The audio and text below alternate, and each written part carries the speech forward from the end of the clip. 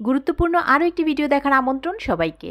আজকের ভিডিওতে আমরা জানব সিজারের পর পুনরায় সন্তান জন্মদান আপনার জন্য কতটা ঝুঁকিপূর্ণ, বলছেন ডক্টর জয়শ্রী শাহ ম্যাম। মূল ভিডিওতে যাওয়ার আগে সকল গর্ভবতী মায়েদের জন্য গুরুত্বপূর্ণ কিছু তথ্য দিতে চাই। আপনি জানেন কি WHO নির্দেশিকা অনুসারে গর্ভ অবস্থায় কমপক্ষে 4 বার আপনার স্ত্রীরোগ বিশেষজ্ঞের পরামর্শ নিতে হবে। গর্ভ অবস্থায় 5টি বিপদ সংকেতের একটিও যদি আপনার সাথে ঘটে, ঘরে বসে সময় নষ্ট না করে অবশ্যই আপনার নিকটস্থ স্বাস্থ্যকেন্দ্র অথবা ডক্টরের কাছে যেতে দেরি করবেন না। শুধুমাত্র জরুরি ক্ষেত্রে ঘরে বসে সময় নষ্ট না করে হোয়াটসঅ্যাপ ভিডিও কলের মাধ্যমে সিনিয়র স্ত্রীরোগ বিশেষজ্ঞের সাথে পরামর্শের জন্য কল করুন 01312178913 এই নাম্বারে। আর হ্যাঁ, সকল গাইনোকোলজিস্ট ডক্টরদের ইনফরমেশন বিস্তারিত জানতে আমাদেরকে ইনবক্স করতে পারেন। ধন্যবাদ। ম্যাম, আমার 9 সপ্তাহ চলছে, 4 মাস আগে সিজার হয়েছে, কিন্তু আমার বাচ্চাটা মারা গেছে। এখন এত তাড়াতাড়ি কনসিভ হয়ে গেছে, তাতে কি কোনো সমস্যা হবে? আমার টয়লেট করতে কষ্ট হচ্ছে, রক্ত যাচ্ছে। এই বিষয়ে কোনো সমাধান থাকলে জানাবেন। তানজিদার আসলে কনসেপ্ট যেহেতু হয়ে গেছে 4 মাস, কিন্তু আমি বলবো যে আসলে তোমাকে একটু প্ল্যান করে বাচ্চাটা নেওয়া দরকার ছিল। সিজারের 4 মাস আগে সিজার হয়েছে। একটা সিজারের পরে আমরা আসলে একটা গ্যাপ দিতে বলি।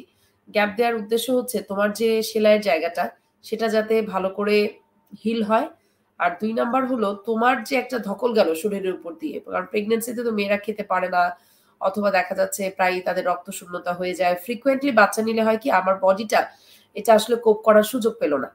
এখন যেহেতু কনসিভ হয়ে গেছে, এটা তো আসলে টার্মিনেশনের প্রশ্নই নাই। চেষ্টা করতে হবে এখন কি করলে তুমি ভালো থাকো, তোমার বাচ্চাটা ভালো থাকে। হ্যাঁ, তোমার কষ্ট হবে এই প্রেগন্যান্সিকে টেনে নিয়ে যাওয়া, কারণ ওই প্রিভিয়াস অপারেশনের জায়গাটায় ব্যথা লাগবে।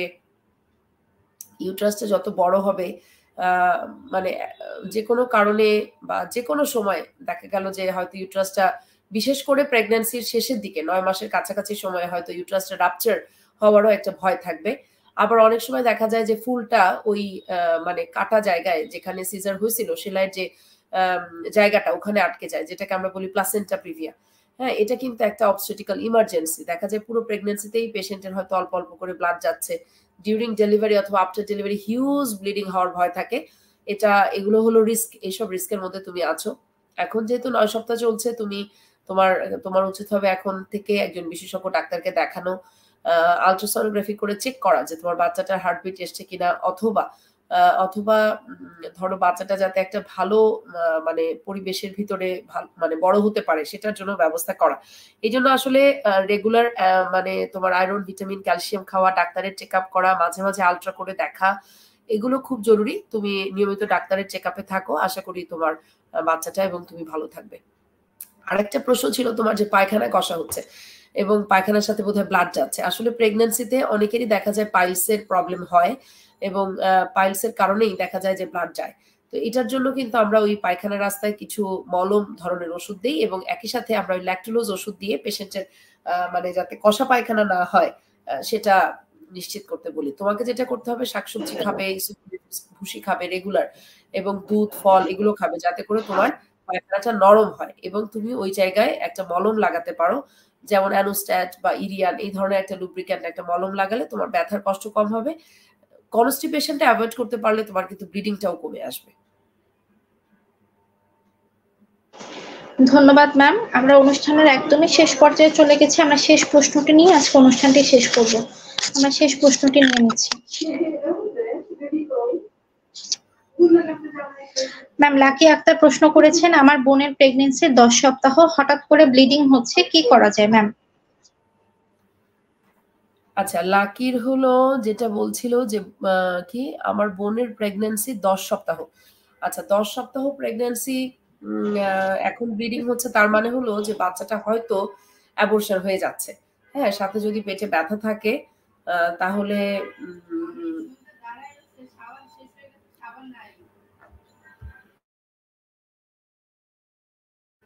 আমার কথা কি শোনা যাচ্ছে? জি ম্যাম, শোনা যাচ্ছে ম্যাম। এখন তাহলে যেটা করতে হবে সেটা হলো যে তোমার লাকির বোনের জন্য আমার যেটা অ্যাডভাইস সেটা হলো যে এখন মনে হয় একজন বিশেষজ্ঞ ডাক্তারকে দেখিয়ে একটা আলট্রাসোনোগ্রাফি করে নেওয়া উচিত, যে বাচ্চাটার আসলে মানে কত সপ্তাহ প্রেগন্যান্সি, আসলেই 10 সপ্তাহ কিনা, এবং বাচ্চাটার হার্টবিট আছে কিনা, আর হচ্ছে যে ইন্টারনাল তার কোনো ব্লিডিং হচ্ছে কিনা, এগুলো একটু চেক করতে হবে। জরার মুখটা খুলে গেছে কিনা, এগুলো একটু সোনোগ্রাফি করে চেক করে নিতে হবে। আর দেখতে হবে যদি বাচ্চাটা অ্যালাইভ থাকে তাহলে আমরা আসলে তাকে এখন কিছু হরমোন সাপোর্ট দিতে পারি এবং তাকে কমপ্লিট বেড রেস্টের জন্য পরামর্শ দিতে হবে, যাতে করে হলো প্রেগন্যান্সিটাকে কন্টিনিউ করা সম্ভব হয়। ধন্যবাদ ম্যাম। আমরা অনুষ্ঠানের একদমই শেষ পর্যায়ে চলে গিয়েছি। ম্যাম আরেকজন প্রশ্ন করেছেন যে ম্যাম আমার 4 মাস চলে, আমার স্বামীর ব্লাড গ্রুপ সেম, এতে কি আমার বেবির কোনো সমস্যা হবে?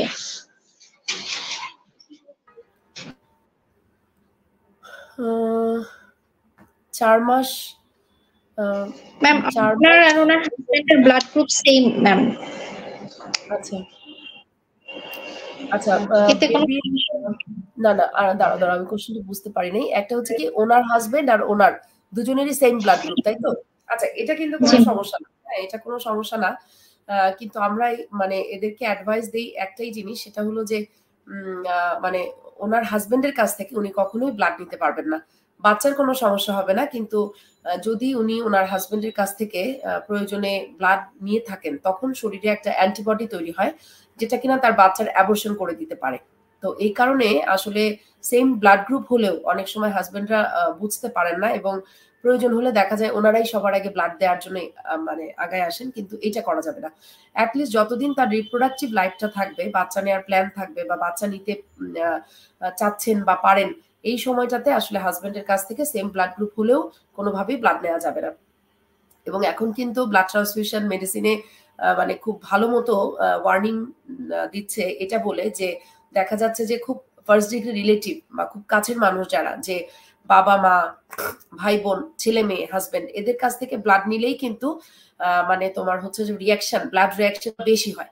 যার জন্য আমরা কিন্তু এখন আর এই ধারণাটা কিন্তু পরিবর্তন হয়ে গেছে। আগে যেমন আমরা অপারেশন বা যে কোনো রিলেটেড ব্লাড দরকার হলেই আমরা মানে চেষ্টা করতাম যে আমার কাছের মানুষ বা আমার নিকট আত্মীয় থেকে ব্লাড নিতে হবে, ভাই বোন রক্ত দিবে বা কিছু। এখন আমরা কিন্তু এনকারেজ করি যে দূর সম্পর্কের যদি কেউ ব্লাড দিতে পারে, অথবা তার কোনো অফিস কলিগ অথবা ফ্রেন্ড অথবা নেইবার, এই ধরনের লোকজনের কাছ থেকে আমরা কিন্তু ব্লাড নেওয়াটাকে এনকারেজ করি।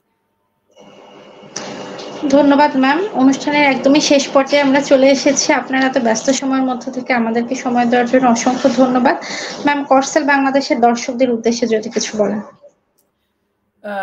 প্রথমেই আমি অন্তরাকে ধন্যবাদ জানাই, কারণ হলো যে এত সুন্দরভাবে এত দ্রুত সব পেশেন্টদের কাছ থেকে কোয়েশ্চেন গুলো নিয়ে আমাকে মানে হেল্প করার জন্য। আর আসলে কর্সেল বাংলাদেশের উদ্যোগটা তো খুবই ভালো।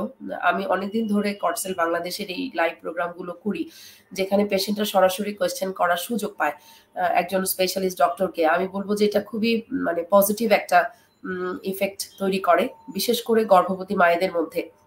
আমরা জানি যে অনেক ক্ষেত্রেই দেখা যায় যে প্রেগনেন্ট মায়েরা হয়তো বা দেখা যাচ্ছে শুধুমাত্র প্রেগনেন্সিতেই প্রথমবারের মতো হয়তো সুযোগ পায় একজন ডাক্তারের কাছে যাওয়ার, এবং ডাক্তারের কাছে চেক আপ করানোর বা কিছু টেস্ট করানোর। এমনও অনেক পেশেন্ট আছে যারা হয়তো তার ব্লাড গ্রুপটাই জানে না, কখনো করানোই হয় নাই বা প্রয়োজন পড়ে নাই। তো প্রেগনেন্সিতে ডাক্তারের কাছে চেক আপ করতে যেতে হবে সবাইকেই। এটা আমি এই কর্সেল বাংলাদেশের প্ল্যাটফর্মের মাধ্যমে আমি সবাইকে জানাতে চাই।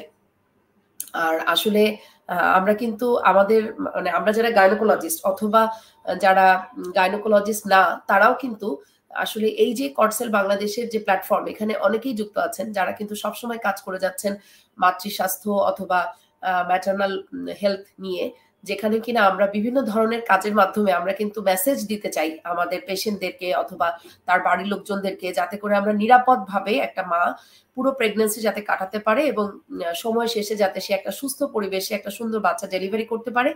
সে যদি হাই রিস্ক কেস হিসাবে ডিটেক্ট হয়, তাকে অবশ্যই একটা টার্সিয়ারি কেয়ার সেন্টারে নিয়ে ডেলিভারি করানো বা তার বাচ্চার জন্য এনআইসিইউ আছে এমন জায়গায় তাকে ট্রিটমেন্ট করানো। এই যে ফ্যাসিলিটিস গুলো, এগুলো মানুষকে জানানো, কোথায় গেলে সেই সুযোগটা পাবে বা তার যে প্রয়োজন আছে এটুকু জানানো, বা আসলে নিয়মিত ডাক্তারের চেক আপ করা গর্ভবতী অবস্থায়, এটার যে কি গুরুত্ব, এগুলো এই প্ল্যাটফর্মের মাধ্যমে আসলে উঠে আসে এবং আমরা কিন্তু পেশেন্টদেরকে এগুলো মেসেজ দিতে পারি বা একটা প্রেগনেন্সি যে একটা ফিজিওলজিক্যাল ঘটনাই শুধু না, এর সাথে যে অনেক কমপ্লিকেশনও হতে পারে, বা ফিজিওলজিক্যাল ব্যাপারটাকেও যে নর্মালি আমরা কিভাবে লিড করতে পারি, এই যে মানে নর্মাল নিয়ম কানুন, এগুলো পেশেন্টদেরকে বলা, তাদের টুকটাক প্রবলেম গুলোকে হাইড না করে ডাক্তারের কাছে নিয়ে যাওয়া। আমার মনে হয় যে আসলে কর্ডসেল বাংলাদেশের এই উদ্যোগটা, এই যে লাইভ প্রোগ্রাম গুলো করা অথবা তাদেরকে বিভিন্ন মেসেজ দেয়া, তারপরে কর্ডসেল বাংলাদেশ অনেক বড় একটা উদ্যোগ নিয়েছে যে একটা প্লাসেন্টা কর্ড, আম্বিলিকাল কর্ড থেকে সেলগুলোকে কালেক্ট করা অথবা এটা কিভাবে প্রিজার্ভ করা যায়। ওরা কিন্তু সবসময়ই আমাদের কাছে আসে এবং বিভিন্ন ধরনের লিফলেট তৈরি করে। আমরাও কিন্তু পেশেন্টদেরকে এগুলো দেই, বোঝানোর চেষ্টা করি। এখন কিন্তু অনেক সচেতনতা তৈরি হচ্ছে।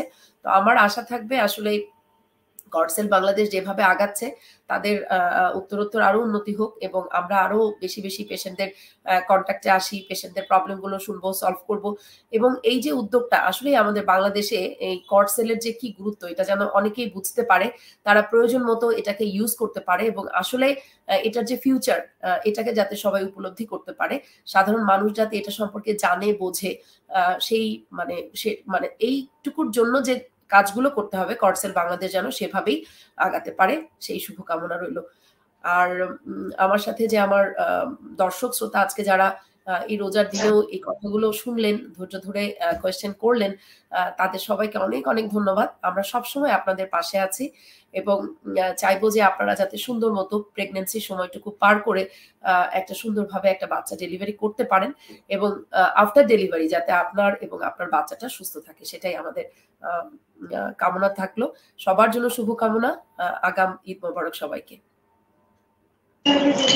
ধন্যবাদ ম্যাম, অসংখ্য ধন্যবাদ আমাদের সাথে থাকার জন্য। আজকের অনুষ্ঠান এখানেই শেষ করছি, আবার পরবর্তীতে কোনো অনুষ্ঠানে ম্যামকে নিয়ে আমরা হাজির হব। আজকে এ পর্যন্তই। সবাইকে ঈদের আগাম শুভেচ্ছা জানাচ্ছি। ঈদ মোবারক। আসসালামু আলাইকুম।